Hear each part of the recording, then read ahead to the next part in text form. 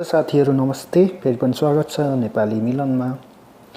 तपाईहरुलाई धेरै धेरै र तपाईहरुलाई आज म बताउन गइरहेको छु इंग्लिश कसरी छिटो सिक्ने मोबाइलबाट, आफ्नै मोबाइलबाट, जुनसुकै ल्याङ्ग्वेज पनि, इंग्लिश मात्र हैन, कसरी छिटै सिक्ने है त।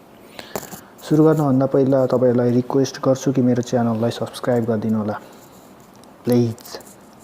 ओके, सुरु गरौँ अब। सबभन्दा पहिला तपाईहरुले गुगल ट्रान्सलेट डाउनलोड गर्नुपर्ने हुन्छ। यहाँनेरि प्ले स्टोरमा Google T translate, okay, Google translate भन्ने एप आइसकेको छ। यसलाई मैले अलरेडी डाउनलोड गरिसकेको छु, तपाईहरुले इन्स्टल गर्नु होला। ओपन गर्नुस्, ओपन गर्नुसाथ यस्तो इन्टरफेस आउनेछ। यहाँ मैले अगाडि यिनीहरु ट्रान्सलेट गरेको हुँ, जस्तै it's not possible, हिन्दीमा भइसक्यो, नेपालीमा यसको सम्भव छैन कि अब यसलाई हेर्नुस्, यो हिन्दीमा अफलाइन पनि हुन्छ। जस्तै मैले यहाँ वाइफाई क्लोज गरिदिन्छु।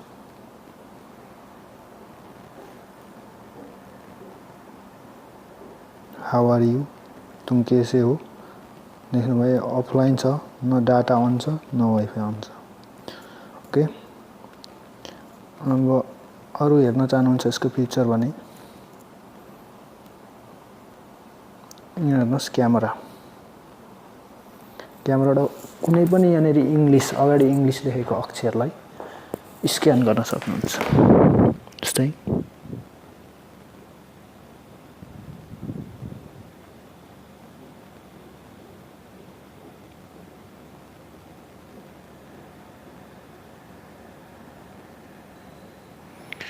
यसरी फोटो खिच्नुहोस् हैन, यसलाई सेलेक्ट अलमा गर्नुहोस्।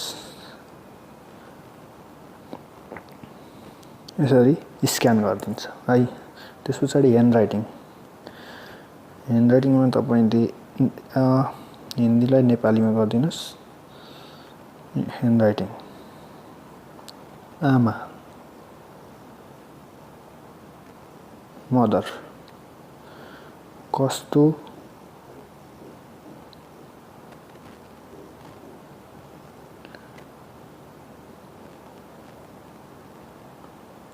सरी हुनु हुन्छ। व्हाट इज माई मदर भने हैन, तर यसले ह्यान्ड राइटिङको पनि काम गर्छ। यहाँ कन्भर्सेसन हेर्नुस्, जस्तै नेपाली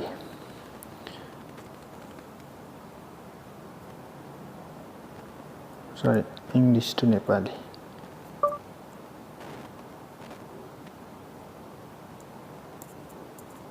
सरी यसले यो मोभिजनबाट रेकर्डिङ गरिरहेको छु, यही भएर यसले सपोर्ट नगर्दो रहेछ कन्भर्सेसन र भोइस।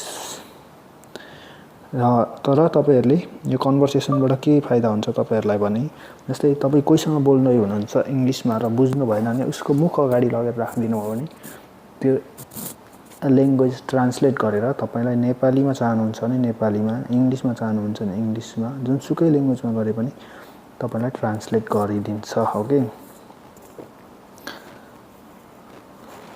अरु यसको मेन विशेषता भनेको जुनसुकै एपमा पनि काम गर्छ यसले, जस्तै मेसेन्जरमा पनि, फेसबुकमा पनि है।